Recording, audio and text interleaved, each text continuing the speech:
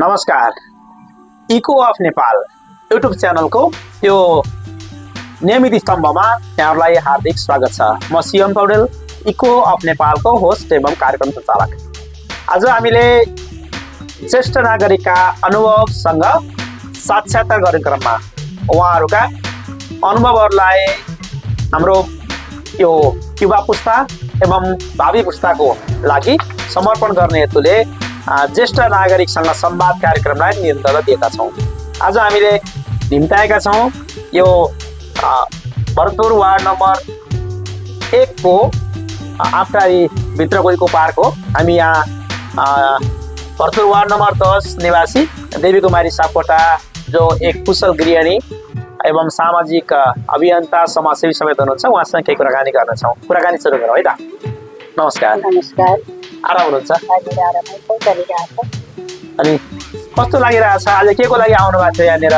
थोरै बताइदिनुहोस् न। यो हाम्रो पर्वतभूमि समाज भन्ने एउटा समाज छ, जहाँ पर्वतमा हामी यहाँ बसाइसकेका क्रममा आएका छौँ। उहाँहरूको एउटा समूह जस्तो गठन गरेर एउटा कोष सञ्चालन गरेका छन्। त्यसैको साधारण सभा भनेर त्यो सामूहिक कार्यक्रम पक्कै पनि धेरैजनाको जमघट भेटघाट त भइ नै हाल्यो। हजुर कतिवटा सङ्घ संस्थामा आबद्ध हुनुहुन्छ? म त्यस्तो धेरै छैन, अब गर्ने हो भने 8-10 वटा त्यस्तै भयो होला नि, कोही छोड्दै आउँदै त्यस्तै छ। स्वास्थ्य ठिक छ? स्वास्थ्य ठिकै छ अहिले। यो समाजमा धेरै सङ्घ संस्थामा आबद्ध हुँदै गर्दा अब समय मिलाउनु त पक्कै नै कठिन छ। कठिन हुन्छ। कसरी समय समायोजन कसरी गर्नुहुन्छ? समय भनेको यस्तो रहेछ कि आफूले इच्छा गर्यो भने, हजुर, जस्तो भनिन्छ नि काँडाभित्र फुल्ने गुलाब भन्ने चाहिँ त्यो निकाल्न सकिँदो रहेछ, सकिन्छ। त्यति थोरै समय निकाल्ने। अब आफूले जस्तो 5 बजे 6 बजे 7 बजेतिर उठिन्थ्यो भने 4 बजे 3 बजे उठ्ने बिहान पनि त्यही गर्ने, त्यसरी निकाल्न सकिन्छ। हाम्रो पछिल्लो पुस्ता सामाजिक गतिविधिमा कम भइरहेको छ जस्तो अनुभूति हुन्छ। अहिले भर्खरै पनि हामीले पारिपट्टि नाचगान भइरहेको रमाइलो भएको ठाउँमा हेऱ्यौँ भने पनि खासै नयाँ पुस्ता देखिँदैन। नयाँ पुस्तामा विकर्षण हो अनि यो सामाजिक सञ्जालहरूले गर्दा उनीहरू त्यता आकर्षित भएर यतातिर त्यति नगर्ने र आफ्ना साथीको बनाउने जस्तो लाग्छ मलाई। त्यही त पछिल्लो पालि हामीले पनि धेरै ठाउँमा कार्यक्रमहरू गर्दै गर्दा यो चिजको अनुभूति गरेका छौँ। ज्येष्ठ नागरिकको लागि सरकारभन्दा पहिला त पक्कै पनि सन्तति होला, किनभने सरकारले व्यवस्था मिलाइदियो, तर माया ममता दिएर हुर्काएको सन्तानले पक्का पनि सम्मान त पक्कै फिर्ता गर्नुपर्छ होला, यो कर्तव्य पनि। अब अहिले हामीले देखिरहेको एउटा देशबाट विदेशमा यो युवा पिँढीहरू यो देश छोडिरहेको स्थिति छ। यो अवस्थाले गर्दा अलिकति ज्येष्ठ नागरिकलाई साँच्चैकै भोलिको दिन के हुने हो, अँध्यारो भविष्य जस्तो त्यस्तो केही लाग्छ? त्यो त पक्कै पनि लाग्छ। अब उनीहरूलाई पनि के भने वातावरण पनि हो कि जस्तो लाग्छ नेपालमा आएर। उहाँ बच्चाहरूलाई बस्ने वातावरण पनि नभएको हो कि सहज नभएको हो कि छ नि, हरेक घरमा एक्लै नै ज्येष्ठ नागरिकहरूको अवस्था भयावह हुन्छ जस्तो लाग्छ। र अब हामी पनि त्यसैको लाइनमा छौँ जस्तो लाग्छ। त्यही त अब यो धेरै विषयहरू हामीले देखिरहेकै छौँ। अहिलेको ज्येष्ठ नागरिककै विषयमा मैले यो कार्यक्रमको सुरुवातमै भनेको छु, हामीले ज्येष्ठ नागरिकसँग संवाद कार्यक्रम गर्दै गर्दा ज्येष्ठ नागरिक राज्य व्यवस्था चलाइरहेका व्यक्तिहरूले पनि वास्ता नगरेको छायामा पारिएको एउटा उमेर ढल्किसकेपछि शारीरिक मानसिक एवं संवेगात्मक रूपमा केही कमजोर भएको अवस्था हेर्दै गर्दा अब अहिले हामीले राजनीतिक रूपमा हेऱ्यौँ भने ज्येष्ठ नागरिकलाई राजनीतिक नेतृत्वबाट वा नयाँ पिँढीको राजनीतिबाट कतिको ढाडस मिलिरहेको छ, कतिको समर्थन मिलिरहेको छ ज्येष्ठ नागरिकलाई? ज्येष्ठ नागरिकहरूलाई भन्नु पर्दाखेरि हाम्रो देशको स्थिति हेर्दाखेरि प्रायः ज्येष्ठ नागरिकहरू नै राज्यको तहमा हुनुहुन्छ। तर उहाँहरूलाई यस्तो भयो होला कि उहाँहरूलाई जे सुविधा छ त्यो साधारण जनताहरूलाई पनि सघाउने भएको पनि होला। अब अलिअलि त हुँदै नभएको भन्न त मिल्दैन। अब यी सामाजिक सुरक्षा भत्ता भयो, अलिअलि हस्पिटलहरूमा सेवा सुविधाहरू पनि छन्, त्यतिले मात्रै नै हो राज्यले ज्येष्ठ नागरिकलाई पुग्दैन। अब अहिले हामीले तत्काल हेर्नु पर्दाखेरि अब ज्येष्ठ नागरिकहरूलाई कस्तो छोरा बुहारी नाति नातिना जो छन् तिनीहरू सम्पर्कमा बस्न पनि चाहँदैनन्, हाम्रा कुरा सुन्न पनि चाहँदैनन्। त्यसले गर्दाखेरि यिनीहरूलाई ठाउँमा यस्तो नागरिकहरूको टेकेरहरू राख्ने र उनीहरूलाई खुसी हुने वातावरण पार्कहरू यस्ता अति आवश्यक चिजहरू धेरै देखिन्छ। अब त्यो राज्यबाट त्यति हुन सकेको छैन भन्नुपर्छ। अहिले भर्खरै हामीले देख्यौँ देगुवाटमा माता पिता आश्रम बन्दैछ भन्ने सुन्यो, अनि हामी पनि गयौँ। अहिले अधिकांश मानिसहरूले चाहिँ वृद्धाश्रमको लागि दान गरिरहेको देखिन्छ। थपेर बाबुआमालाई सेवा गर्नुभन्दा बढी वृद्धाश्रमतिर लगानी गरेको जुन स्थिति देखियो, यसले के इङ्गित गर्छ? बाबुआमाप्रति छोराछोरीको जिम्मेवारी घट्दै गएको हो वा उनीहरू चाहिँ साँच्चीकै स्वतन्त्र चाहेका हुन्? के देख्नुहुन्छ? बाबुआमाप्रति यिनीहरूको जिम्मेवारी पनि घट्दै गएको मान्यता छ।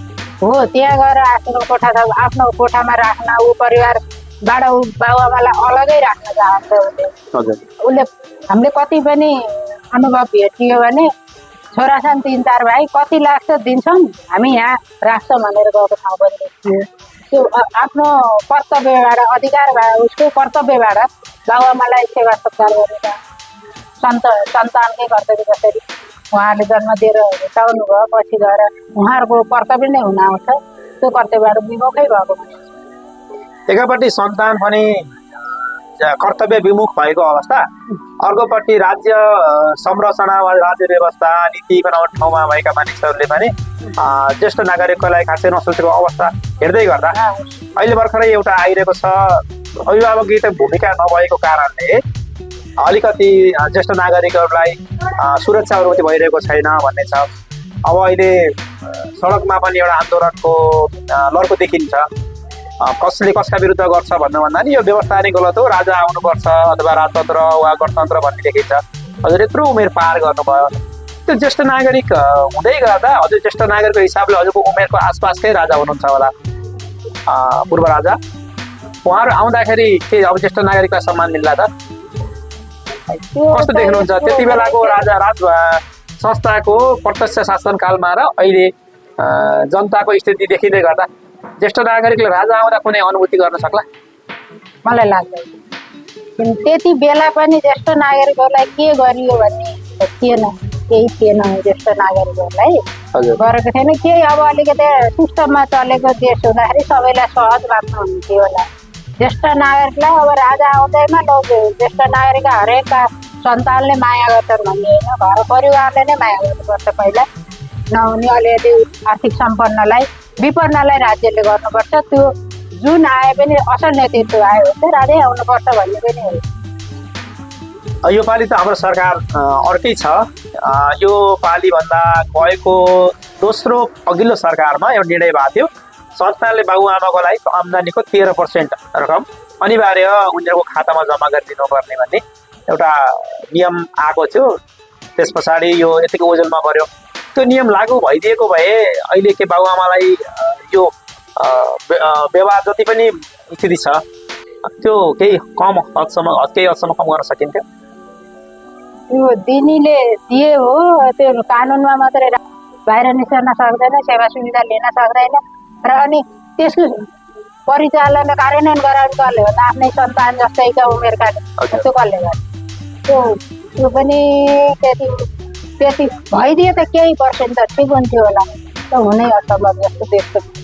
हजुर ठिक छ। अन्तमा हजुरसँग मैले अब यो संवादको करिब निचोडमै छु। अबको विकल्प के? राजा वा राजसहितको राजतन्त्र, संवैधानिक राजतन्त्र वा गणतन्त्रै ठिक छ? हजुरको सुझाव के छ ज्येष्ठ नागरिकको हिसाबले सरकार सञ्चालकहरूलाई? हो, धन्यवाद। हजुरले मलाई यो साह्रै अप्ठ्यारो प्रश्न सोध्नुभयो, किनभने म राजनीतितिर पटक्कै ज्ञान छैन मेरो। मलाई त यही व्यवस्था पनि सुध्रेर सही नेतृत्व भयो, यही पनि ठिक छ। व्यक्ति प्रधान अब यिनीहरूको नातावाद कृपावाद सुनिन्छ है, म त्यस्तो राजनीतिज्ञ त होइन। हजुरले सोधे अनुसार दिनुपर्ने भएर मैले यसैमा नेतृत्वहरू सुधारिए र असल नेतृत्व आयो भने यो पनि व्यवस्था ठिक हो। छोरावर्गहरू राजनीतिमा आएका छन्, छोरावर्गले राजनीतिका लागि सुझाव केही दिन चाहनुहुन्छ? आउनु एकदम राम्रो हो, जतिसक्दो छोरावर्गहरू आउनुपर्छ र छोरावर्गहरू आएपछि अनि बल्ल अभिभावकको भूमिका के हो भन्ने उहाँहरूले बुझ्नुपर्छ र यसलाई कार्यान्वयन गर्नुपर्छ। हाम्रो सुझाव त के सबै छोरावर्गहरू आउनुहुन्छ। हस्, समय समाजको लागि यहाँलाई धन्यवाद। हजुरले पनि मलाई यो अवसर दिनुभएकोमा धेरै धेरै धन्यवाद।